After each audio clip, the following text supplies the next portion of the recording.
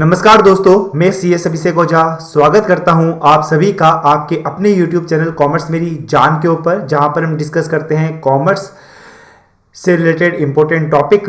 तो आज की इस वीडियो के अंदर हम क्या डिस्कस करने वाले हैं? आज के इस वीडियो में डिस्कस करने वाले हैं आरपीएससी ने, यानी कि राजस्थान पब्लिक सर्विस कमीशन ने जो कॉलेज लेक्चरर का जो एग्जाम होने वाला है उसके रिगार्डिंग जो सिलेबस जारी किया है कॉलेज लेक्चरर ऑफ एबीएसटी के कॉलेज लेक्चरर का जो सिलेबस आरपीएससी ने इशू किया है, हम उसका एनालिसिस करने वाले हैं इस वीडियो के अंदर कि ये टोटल नंबर ऑफ टॉपिक कौन कौन से हैं, किन किन टॉपिक से आपके प्रीवियस जो पेपर हुआ था आरपीएससी का कॉलेज लेक्चरर का 2016 के अंदर, उसमें कौन कौन से टॉपिक से कितने कितने क्वेश्चन पूछे गए हैं और इस बार क्या संभावना है कि कौन कौन से टॉपिक से कितने क्वेश्चन पूछे जाने वाले हैं, जो टोटल नंबर ऑफ क्वेश्चन कितने होने वाले हैं, उसमें से न्यूमेरिकल क्वेश्चन कितने होने वाले हैं, थ्योरेटिकल क्वेश्चन कितने होने वाले हैं। इस वीडियो को देखने के बाद में आपको एक आइडिया मिल जाएगा कि आरपीएससी का जो कॉलेज लेक्चरर का जो एग्जाम है उसके हमको सिलेबस जो उन्होंने प्रोवाइड करवाया है हमको, उस सिलेबस को हमको किस तरह से कवर अप करना है, सिलेबस के अंदर कौन कौन से टॉपिक के ऊपर ज़्यादा ध्यान देना है, किस तरह के आरपीएससी ने क्वेश्चंस पूछे हुए हैं, उन सब का हमको एक आइडिया लग जाएगा किस तरह के क्वेश्चन पूछने वाला है। सिंपल सी बात है, एनालिसिस करके हम प्रॉपर एनालिसिस करके अगर हम अपनी प्रिपरेशन स्टार्ट करते हैं तो वो प्रिपरेशन के अंदर हमको टाइम भी कम लगेगा और साथ में हमारे जो चांसेज होंगे सिलेक्शन लेने के वो भी ज़्यादा होंगे। तो कहते हैं ना कि युद्ध से पहले बहुत अच्छे से तैयारी कर लेनी चाहिए। तो युद्ध अब हम स्टार्ट करेंगे तैयारी का, लेकिन उसके पहले हमने बहुत ही अच्छे से एनालिसिस किया है इस आरपीएससी के सिलेबस का। बहुत ही अच्छा वीडियो आपके लिए होने वाला है, तो शुरू से लेकर एंड तक आप देखिएगा। इसकी पीडीएफ ऑलरेडी हमने अपने टेलीग्राम जो चैनल है कॉमर्स मेरी जान, वहां पर शेयर कर दिया है। आपको हमारा जो टेलीग्राम का जो लिंक है, टेलीग्राम चैनल का जो लिंक है वो मैं आपको कमेंट बॉक्स के अंदर दे दूंगा, और साथ ही आप या तो टेलीग्राम पर जाकर कॉमर्स मेरी जान सर्च करोगे तो भी आपको मिल जाएगा। तो आरपीएससी का जो एबीएसटी का कॉलेज लेक्चरर का जो एग्जाम होने वाला है उसके अंदर आपके अकाउंट से रिलेटेड दो पेपर होने वाले हैं, पेपर 1 और पेपर 2। तो यहां पर हम एनालिसिस करने वाले हैं पेपर 1 का। अगर हम इस आरपीएससी के सिलेबस को देखिएगा, मैंने यहाँ पर अब जो सिलेबस है उनको टुकड़ों में डिवाइड कर दिया है, क्योंकि अगर हमारे पास एक गुच्छा रखा है और अगर हम उसको पार्ट्स के अंदर डिवाइड कर देते हैं ना तो हमको इजी टू लर्न हो जाता है, हमको आसानी से चीजें सीखने को मिल जाती है। तो यही मैंने यहाँ पर आपके लिए किया है। इसके सिलेबस को मैंने क्या किया है, पूरा का पूरा पॉइंट्स के अंदर तोड़ दिया है ताकि आपको समझने में आसानी हो। और मैं कहता हूं कि इसी का प्रिंट आउट लेके इसी के अकॉर्डिंग आप प्रिपरेशन स्टार्ट कीजिएगा। आरपीएससी ने जो सिलेबस दिया है बिल्कुल एकदम गुच्छा बनाकर, उससे अगर आप अपनी प्रिपरेशन करोगे तो आपका एक आइडिया नहीं लग पाएगा कि किस तरह से प्रिपरेशन करनी है। टोटल नंबर ऑफ टॉपिक कितने दिए हैं आरपीएससी ने? 95 टॉपिक दिए हैं, यानी कि इस पेपर 1 के अंदर टोटल नंबर ऑफ टॉपिक कितने दिए हैं? 95 टॉपिक दिए हैं। और यहां से क्वेश्चन कितने आने वाले हैं? 150 क्वेश्चन आपसे आरपीएससी इस पेपर के अंदर पूछने वाली है। अगर हम इस सिलेबस को बड़े तौर के ऊपर देखें तो इसके अंदर मेनली क्या आ रही है? अकाउंट्स आ रही है। और अकाउंट्स मैंने आपको बताया है कि अकाउंट्स के अलग अलग टाइप कौन कौन से हैं। फाइनेंशियल अकाउंटिंग आ रही है आपके, अब देखो यहां पर अकाउंट्स ही आ रही है मेनली, अकाउंट्स के अंदर फाइनेंशियल अकाउंट आ रही है, कंपनी अकाउंट्स आ रही है आपके लिए, कंपनी अकाउंट्स आने के साथ साथ में मॉडर्न अकाउंटिंग आ रही है, कॉस्ट अकाउंटिंग आ रही है और मैनेजमेंट अकाउंटिंग आ रही है। और क्या आ रही है? मैनेजमेंट अकाउंटिंग आ रही है। तो मतलब कि पूरा का पूरा जो हमारे, चाहे वो फाइनेंशियल अकाउंटिंग हो, चाहे वो कंपनी अकाउंट हो, चाहे कॉस्ट अकाउंट हो, चाहे मैनेजमेंट अकाउंटिंग हो, या फिर आज के टाइम के अंदर जो मॉडर्न अकाउंटिंग होती है, वो पूरी की पूरी अकाउंटेंसी को यहाँ पर कवर अप किया गया है। तो कह सकते हैं कि ये जो पार्ट है वो किससे रिलेटेड है? पूरी तरह से अकाउंट से रिलेटेड है। अब सबसे पहले आता है फाइनेंशियल अकाउंटिंग। देखिएगा पहला, अगर हम इसका जो ओल्ड सिलेबस को हम ध्यान में रखते हैं तो ओल्ड सिलेबस के अंदर क्या दिया गया था? केवल और केवल कंसेप्चुअल फ्रेमवर्क ऑफ अकाउंटिंग। वहां पर क्या लाइन लिख दी गई? केवल और केवल ये लाइन लिख दी गई, कंसेप्चुअल फ्रेमवर्क ऑफ अकाउंटिंग आएगा। अब कंसेप्चुअल फ्रेमवर्क के अंदर इतनी सी लाइन लिखने के बाद में इसके अंदर उन्होंने सब कुछ ही शामिल कर लिया कि हम आपसे बेसिक जो फाइनेंशियल अकाउंटिंग है ना उससे रिलेटेड हम कुछ भी पूछ सकते हैं। अब क्या होता था कि वो कुछ पूछते थे, लोग कोर्ट के अंदर चले जाते थे कि ये तो हमारे टॉपिक के अंदर नहीं था। इसलिए आरपीएससी ने यहाँ पर अब जो नया सिलेबस आपके लिए इशू किया ना, उन्होंने कह दिया है कि कंसेप्चुअल फ्रेमवर्क ऑफ अकाउंटिंग से हमारा मतलब है, कंसेप्चुअल फ्रेमवर्क ऑफ अकाउंटिंग से हमारा मतलब है यह टोटल मिलाकर 23 टॉपिक्स, यह 23 टॉपिक हम पूछेंगे कंसेप्चुअल फ्रेमवर्क ऑफ अकाउंटिंग के अंदर। और यहां पर अगर हम लास्ट ईयर बात करते हैं इस टॉपिक से, यानी कि 23 टॉपिक से कितने क्वेश्चन कवर अप होते हैं, 9 क्वेश्चन कवर अप हुए थे, यानी कि 150 में से 9 क्वेश्चन आपके लिए आए थे कंसेप्चुअल फ्रेमवर्क ऑफ अकाउंटिंग में से। अब कौन कौन से टॉपिक है, अकाउंटेंसी का इंट्रोडक्शन, बुक कीपिंग, अकाउंटेंसी और अकाउंटिंग और अकाउंटेंसी का मतलब क्या होता है, इनके बीच में क्या डिफरेंसेज होते हैं, differences between book keeping and accountancy, accounting की जो प्रोसेस होती है जहां पर जनरल बनता है, लेजर बनता है, ट्रायल बैलेंस बनता है, फाइनल अकाउंट बनते हैं, फिर उनका एनालिसिस होता है, अकाउंटिंग के ऑब्जेक्टिव्स क्या क्या होते हैं, यूजर्स क्या क्या है, लिमिटेशंस क्या है, और अकाउंटिंग टर्मिनोलॉजी। अगर मैं यहाँ पर सबसे बात करूँ तो ये टॉपिक आपके लिए एक इंपॉर्टेंट हो जाता है, अकाउंटिंग कंसेप्ट, प्रिंसिपल और कन्वेंशन। यहाँ से तो 9 में से एक क्वेश्चन कन्फर्म है कि पूछा ही जाएगा, काफी इंपॉर्टेंट टॉपिक है।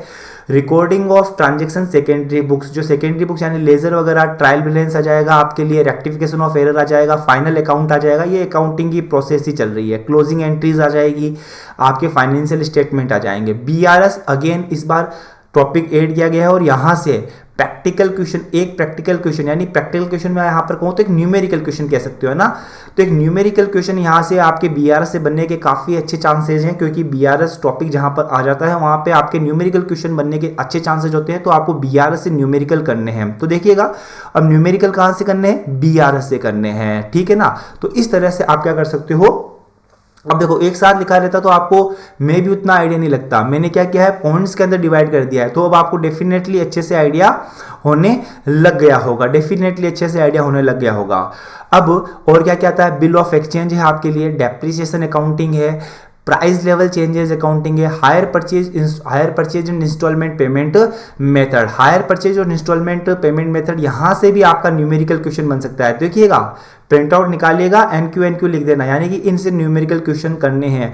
वियोग अकाउंट्स, अब ये काफी स्टूडेंट को होता नहीं वियोग अकाउंट क्या है, नोट 1 के अंदर लिखा है, हालांकि मैं बता देता हूँ जो मरीन वगैरह की जो अकाउंटिंग होती है दैट्स कॉल्ड वियोग अकाउंट, तो लेकिन मैंने यहाँ पर वियोग अकाउंट की जो डेफिनेशन है वो भी आपके नोट 1 में लिखी है। अब देखो ये जो अलग से जो टॉपिक आते हैं ना, ये जो अलग से जो टॉपिक आते हैं ना, लगते ही हमको हार्ड है, लेकिन मैं कहता हूं कि इनसे जो क्वेश्चन पूछे जाते हैं ना वो काफी इजी लेवल के पूछे जाते हैं, मतलब कि अगर आप इनका बेसिक भी तैयार करके चले जाते हो ना तो भी आप इनके क्वेश्चन डेफिनेटली कवर कर पाओगे। मरीन से रिलेटेड जो अकाउंट्स होते हैं उनको वो उनकी अकाउंटिंग कैसे होती है, अब आपको 4 ऑप्शन दे देगा, एक वियोग अकाउंट दे देगा, वियोग account will be the answer. Basic question यहां से आपसे पूछे जाते हैं, ये ध्यान रखिएगा। अकाउंटिंग फ्रॉम इनकम्प्लीट रिकॉर्ड, यहां से भी आपका न्यूमेरिकल क्वेश्चन कवर अप होता है क्योंकि यहां से सिंपल सी बात है, 4-5 आइटम आपको दे दिए जाएंगे लाइन अटेम्प्ट, और एक जो मिसिंग लाइन अटेम्प्ट होगा वो आपसे पूछ लिया जाएगा। नॉन प्रॉफिट जो ऑर्गेनाइजेशन होते हैं इनका अकाउंटिंग मेथड, यहां से भी आपका न्यूमेरिकल क्वेश्चन बनने के चांसेस हैं इस बार, क्योंकि एनपीओ के अंदर जो सब्सक्रिप्शन वगैरह होते हैं, डोनेशंस वगैरह होते हैं, और जो रिसिप्ट और पेमेंट अकाउंट दे दिया जाता है, पी&एल अकाउंट के जो मतलब कि क्वेश्चन भी कैसे बड़े बड़े क्वेश्चन तो पूछ नहीं सकता है, छोटा क्वेश्चन ही पूछेगा, तो यहां से छोटे छोटे न्यूमेरिकल क्वेश्चन आपके एग्जाम के अंदर फ्रेमवर्क हो सकते हैं। अब नेक्स्ट आता है आपका सेकंड जो इंपॉर्टेंट टॉपिक है, अकाउंटिंग स्टैंडर्ड इन इंडिया। यहां से लास्ट टाइम 6 क्वेश्चन पूछे गए थे, और मैं ऐसे ही एक टीचर के वीडियो देख रहा था, तो अब अकाउंटिंग स्टैंडर्ड के कोई भी प्रीवियस ईयर पेपर का कुछ भी एनालिसिस वगैरह हम करेंगे नहीं, केवल और केवल बच्चों को डराने के लिए है, क्योंकि सिंपल सी बात है उनको तो तैयारी करनी नहीं है। एक टीचर का कंसेप्ट होता है ना कि जितना ज़्यादा डराओगे उतने ही ज़्यादा बच्चे आएंगे, है ना। तो अब वो टीचर क्या बोल रहे थे कि अकाउंटिंग स्टैंडर्ड से अब यहाँ पर आपसे कैसे क्वेश्चन पूछे जाएंगे, अकाउंटिंग स्टैंडर्ड के अंदर अंदर से क्वेश्चन पूछे जाएंगे, डीप जा के क्वेश्चन पूछे जाएंगे, है ना। तो ऐसे तो आपको पूरे के पूरे अकाउंटिंग स्टैंडर्ड भी देखने होंगे, ऐसे कैसे तो आपको पूरे के पूरे इंडियन अकाउंटिंग स्टैंडर्ड भी देखने होंगे, है ना, क्योंकि अब तो इंडिया ऐसे आ चुके हैं, तो ऐसे जैसे आपको इंडियन अकाउंटिंग स्टैंडर्ड भी देखने होंगे पूरा डीप में जा के।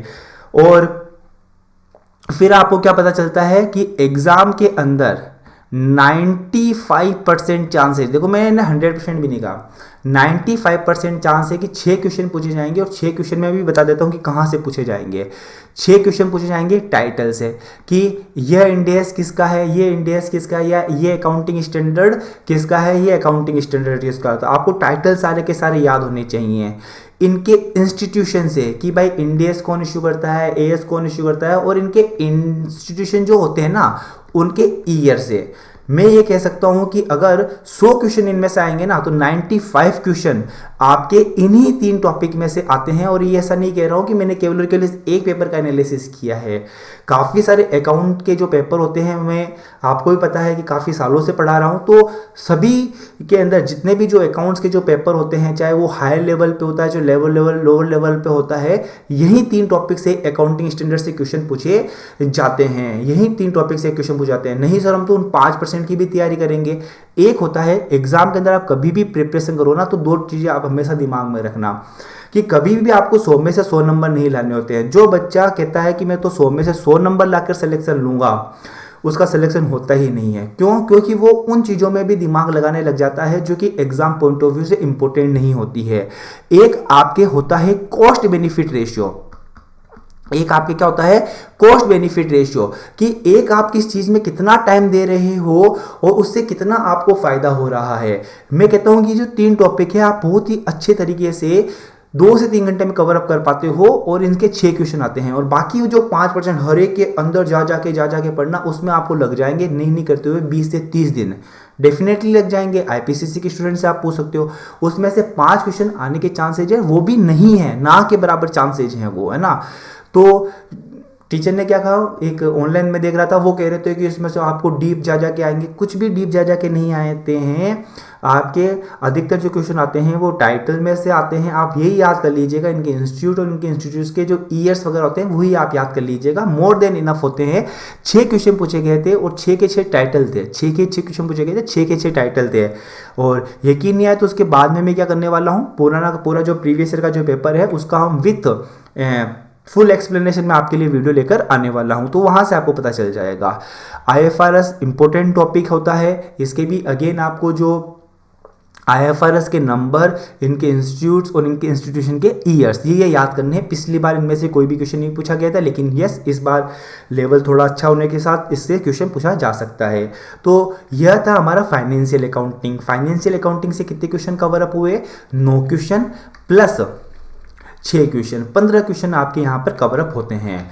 अब आता है काफी इंपॉर्टेंट कंपनी अकाउंट्स। क्या आता है, कंपनी अकाउंट्स। अब कंपनी अकाउंट्स के अंदर देखो लास्ट बार का टॉपिक ये था, अब इसी को ही आगे किया गया है। Issue of shares, forfeitures of shares, redemption of shares and debentures, basic of companies act 2013। ये था नहीं पिछले वाले टॉपिक के अंदर, लेकिन क्योंकि काफ़ी सारे क्वेश्चन यहाँ से पूछे गए थे तो मैंने यहाँ पर आपके लिए लिख दिया है। और बायबैक ऑफ शेयर्स, ये टॉपिक आपसे पूछे गए थे। अब इस बार क्या किया है, यही टॉपिक है लेकिन इसको क्या किया है, पॉइंट्स में दे दिया है। इंट्रोडक्शन टू कंपनी अकाउंट, जो मैंने कहा ना बेसिक ऑफ कंपनीज एक्ट, तो ये कंपनीज अकाउंट का इंट्रोडक्शन दे देंगे कि कंपनियाँ किस किस तरह की होती है, उनका फॉर्मेशन कैसे होते हैं। तो यहाँ पर आपके फॉर्म नंबर वगैरह भी पूछे जा सकते हैं। शेयर कैपिटल के अंदर इश्यू ऑफ शेयर्स आ जाएगा, under subscription, over subscription, premium के ऊपर इशू करना, डिस्काउंट के ऊपर इशू करना, बाईबैक करना and treasury stock, accounting treatment and ledger preparation, ये आपके यहाँ पर आता है। अब यहाँ पर सबसे इंपॉर्टेंट क्या है, सबसे इंपॉर्टेंट है आपके लिए यहाँ पर फॉरफीचर।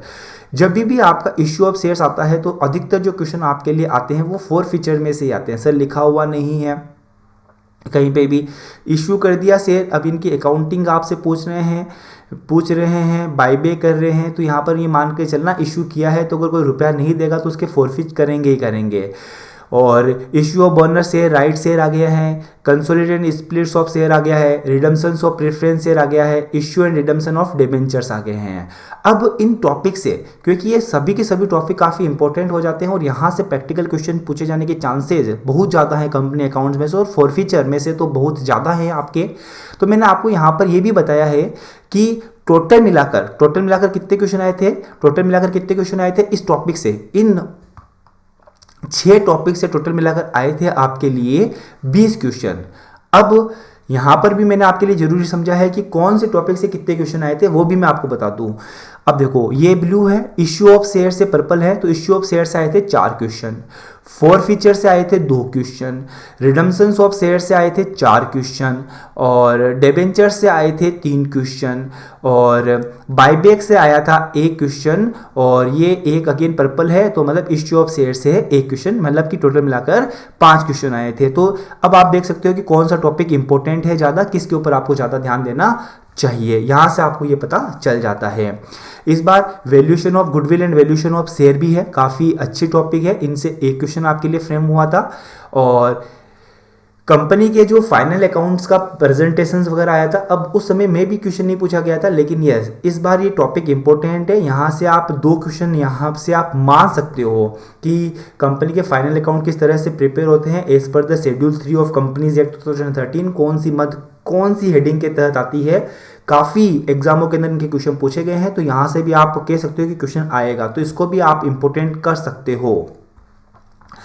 नेक्स्ट आता है इंटरनल रिकंस्ट्रक्शन और अमलगमेशन, काफ़ी इंपॉर्टेंट इस एक टॉपिक से ही, क्योंकि सिंपल सी बात है, देखो कॉलेज लेक्चरर है, एडवांस लेवल का पेपर है, तो ये एडवांस टॉपिक से क्वेश्चन पूछे जाने पर एडवांस लेवल का आ जाता है क्वेश्चन। अब ऐसा थोड़ी ना है कि अब इंटरनल रिकंस्ट्रक्शन के अंदर आपको 2-2 पेज के क्वेश्चन दे देंगे, क्वेश्चन तो छोटा ही देगा, लेकिन ये टॉपिक जनरली जो छोटे एग्जाम होते हैं उनके अंदर पूछा नहीं जाता है, यहाँ पर आपसे इनसे क्वेश्चन पूछा जाएगा। तो इंटरनल रिकंस्ट्रक्शन से आपके लिए आए थे 5 क्वेश्चन, और अमलगमेशन से आपके लिए आए थे 3 क्वेश्चन, टोटल मिलाकर 8 क्वेश्चन इस टॉपिक से पूछे गए थे, और यहाँ पर भी आपके न्यूमेरिकल क्वेश्चन भी पूछे जाने के चांसेस बनते हैं।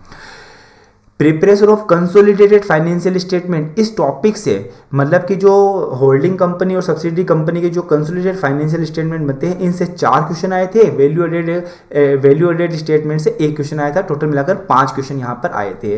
अब इस बार ये जो येलो किया हुआ है ना, अब देखो जो वीडियो अच्छे से देख लेगा उसको तो सारे के सारे चीज़ों का मतलब भी पता चल जाएगा। जो येलो है उसका मतलब क्या है, ये आपके लिए नए टॉपिक है, न्यू टॉपिक इस बार ऐड हुए हैं, इनसे पुराने से क्वेश्चन नहीं था। तो काफ़ी बार आप देख लोगे कि यार इनके सामने तो क्वेश्चन ही नहीं है तो इंपॉर्टेंट नहीं है, नहीं येलो मैंने किया है तो इसका मतलब क्या है, ये न्यूली एडेड टॉपिक है।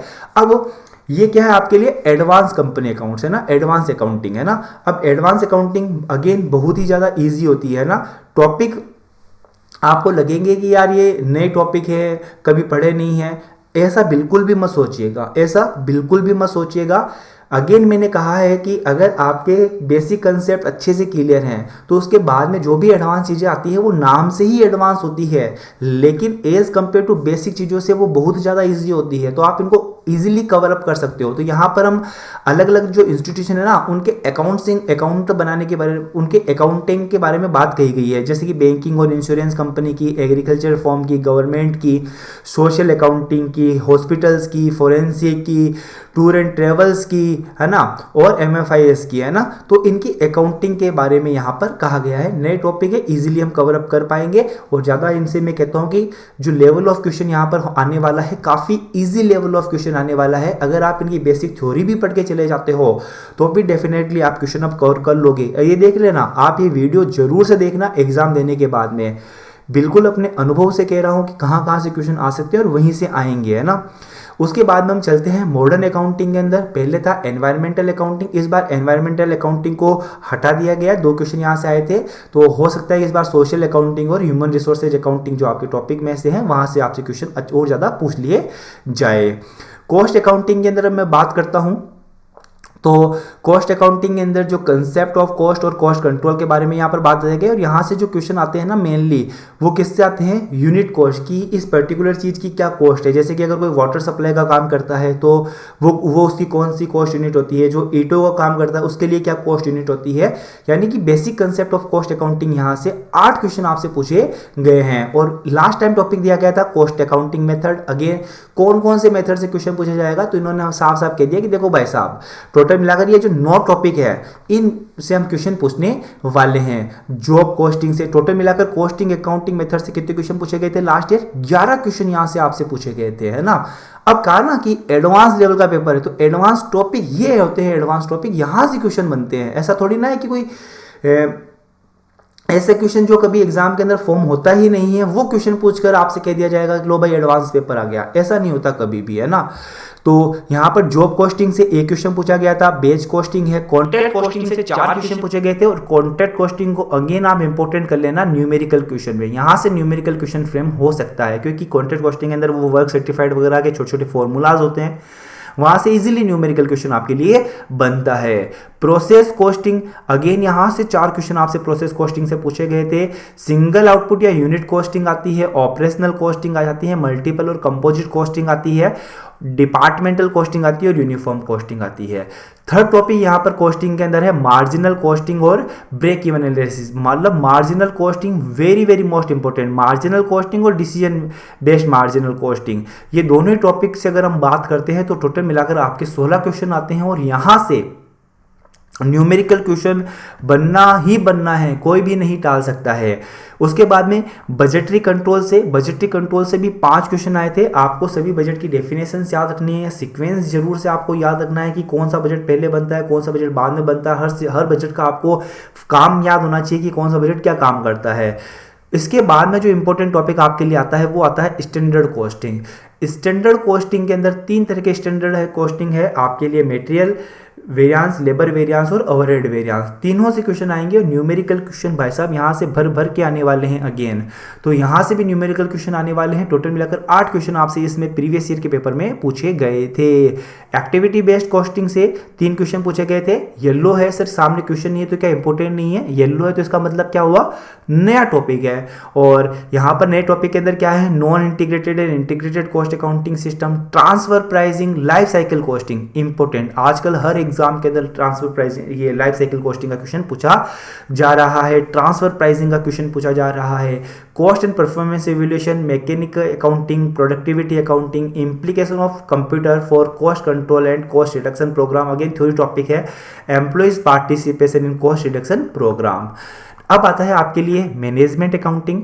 मैनेजमेंट अकाउंटिंग के अंदर क्या क्या आते हैं, अगेन काफ़ी अच्छे से हमने मैनेजमेंट अकाउंटिंग कवर अप कर रखी है, लेकिन ये वापस भी करने की कोशिश करेंगे और अच्छे तरीके से। तो मैनेजमेंट अकाउंटिंग के अंदर object and scope of management accounting, इसके 2 क्वेश्चन आए थे। रेशियो एनालिसिस, यहाँ से आपका न्यूमेरिकल क्वेश्चन बनेगा ही बनेगा, क्योंकि काफ़ी सारे फॉर्मूलाज आपके लिए हैं, तो यहाँ से 11 क्वेश्चन यहाँ पर आपके लिए कवर अप होते किए हैं इन्होंने। Fund flow statement, fund flow statement से 4 क्वेश्चन है। Cash flow statement, fund flow statement से न्यूमेरिकल क्वेश्चन बनेगा सर, क्योंकि वो फंड फ्रॉम ऑपरेशंस वगैरह उनसे बनते हैं क्वेश्चन, है ना। केस फ्लो स्टेटमेंट से 7 क्वेश्चन आए थे, और केस फ्लो स्टेटमेंट से ज़्यादा न्यूमेरिकल क्वेश्चन बनने के चांसेस नहीं होते हैं, है ना। यहाँ पर आपको पूछ लिया जाता है कि ये कौन सी एक्टिविटी होती है, ये कौन सी एक्टिविटी होती है। कैपिटल स्ट्रक्चर से 1 क्वेश्चन पूछा गया था, लेकिन यस इस बार ज़्यादा पूछे जा सकते हैं। कॉस्ट ऑफ कैपिटल से 8 क्वेश्चन पूछे गए थे, न्यूमेरिकल क्वेश्चन यहाँ से आना बनता है। वर्किंग कैपिटल मैनेजमेंट से 6 क्वेश्चन पूछे गए थे, न्यूमेरिकल क्वेश्चन यहां से भी आकर आना बनता है। कैपिटल बस्टिंग से सिर्फ और सिर्फ 3 क्वेश्चन ही पूछे गए थे, न्यूमेरिकल क्वेश्चन यहां से थोड़ा सा बनना मुश्किल है। डिविडेंड डिसीजन से भी न्यूमेरिकल क्वेश्चन बनना चाहिए, 2 क्वेश्चन यहां से पूछे गए थे। फाइनेंशियल लीवरेज से पिछली बार एक भी क्वेश्चन नहीं पूछा गया था, लेकिन लिख लीजिएगा इस बार एक क्वेश्चन पूछा जाएगा ही जाएगा। न्यूमेरिकल क्वेश्चन भी बन सकता है और इजी लेवल के न्यूमेरिकल क्वेश्चन यहाँ पर होते हैं।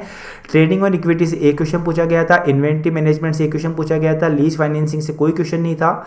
मेजरमेंट ऑफ परफॉर्मेंस, जो ROI, रिस्क एनालिसिस वगैरह, बिजनेस स्कोर कार्ड, ये कुछ टॉपिक है जहाँ से क्वेश्चन नहीं पूछे गए थे, लेकिन यस हम इनको भी अच्छे से कवर अप करेंगे, है ना।